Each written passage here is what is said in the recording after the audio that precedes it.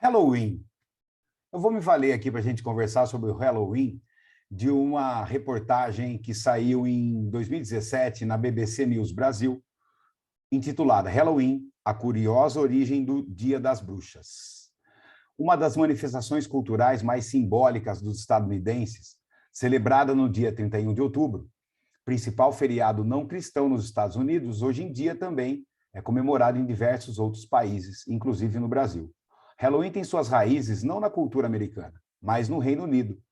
Seu nome deriva de All Hallows Eve, que até o século XVI, o termo designava a noite anterior ao Dia de Todos os Santos, celebrado em 1º de novembro. É aqui que eu quero entrar, então, com a sociologia, na verdade, com a antropologia, abordando aqui o conceito de cultura, elaborado pelo antropólogo inglês Edward Tylor no século XIX. A cultura é resultado de toda a criação humana. E daí envolve as suas crenças, as artes, a moral, o idioma, os utensílios, a construção civil, enfim, todo comportamento e todo hábito adquirido pelas pessoas na vida em sociedade.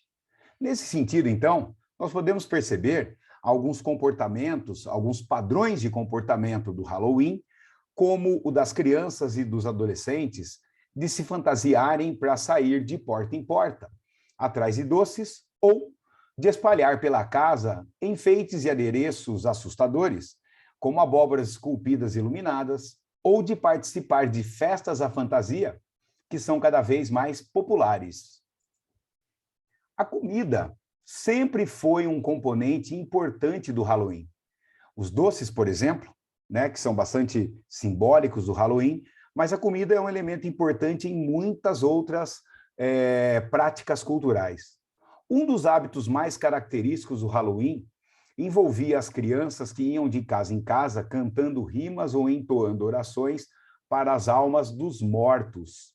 E, em troca, elas recebiam bolos de boa sorte que representavam o espírito de uma pessoa que havia sido liberada para o purgatório. Nesse sentido, podemos, então, abordar dois conceitos relacionados à noção de cultura.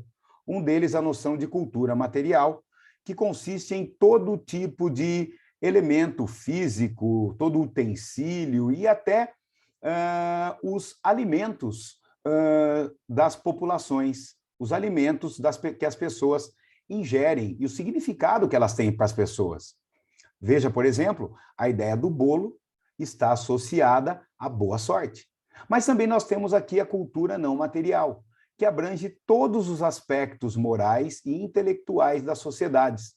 Por exemplo, o fato de que os cantos e as orações auxiliariam as almas, então, a passarem do purgatório, então, para os céus.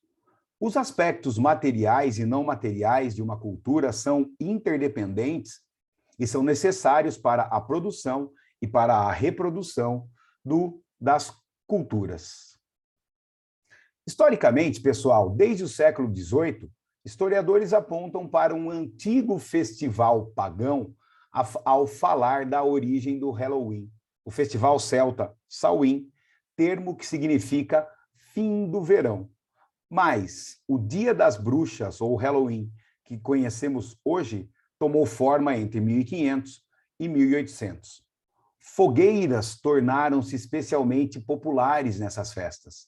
Elas eram usadas na queima do joio, sabe? Separar o joio do trigo. Celebrava o fim da colheita no Samhain, como símbolo do rumo a ser seguido pelas almas cristãs no purgatório, ou para repelir a bruxaria e a peste negra. Nesse sentido, esses elementos, as fogueiras, os rituais de expiação ligadas às almas, ligadas à bruxaria e etc., podem estar conectadas ao conceito de folclore. O folclore é entendido como um conjunto de lendas, de contos, de concepções transmitidas oralmente e na prática, pela tradição. É produzida pelo homem do campo, no caso aqui, o Festival Celta de Samhain, nas cidades do interior, pela população suburbana, enfim, né, são elementos relacionados ao folclore.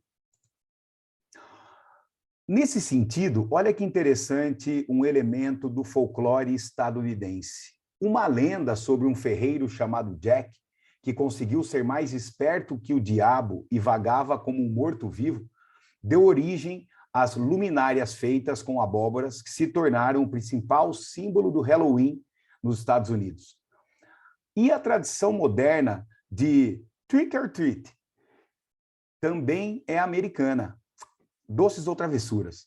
Há indícios disso em brincadeiras medievais que usavam repolhos, mas pregar peças tornou-se um hábito nessa época do ano entre os americanos a partir dos anos de 1920. Tanto a lenda de Jack quanto doces ou travessuras, trick or treat, são elementos relacionados ao folclore estadunidense. E aí, nós podemos também perceber o Halloween como uma expressão da cultura popular saxônica, expressa, por exemplo, nos mitos e contos, como, por exemplo, o conto de Jack, assim como no artesanato, na confecção das abóboras. A cultura popular está em constante criação e recriação.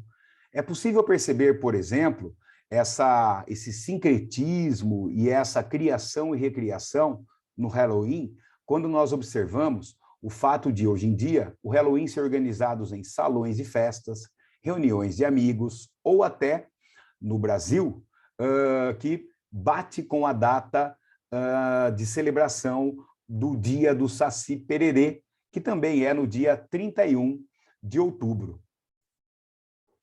O Halloween, aqui no Brasil, pode estar associado à cultura erudita, entendida como uma cultura letrada, acadêmica, intelectual, oficial, que é transmitida nas escolas e legitimada pelas instituições sociais, como a família, como o grupo de amigos, como o mercado, como as propagandas, etc. As escolas de idiomas de língua inglesa inserem em seus conteúdos programáticos elementos da cultura saxônica. Em muitos casos, esses elementos se transformam em eventos culturais promovidos pelas escolas, o que contribui com a popularidade do Halloween no Brasil. Atualmente, nós podemos também perceber o poder da indústria cultural no Halloween, que tem sido uma importante aliada para a divulgação do Halloween, incentivando o consumo. O maior feriado não cristão dos Estados Unidos, em 2010, superou tanto o Dia dos Namorados quanto a Páscoa como a data em que mais se vendem chocolates.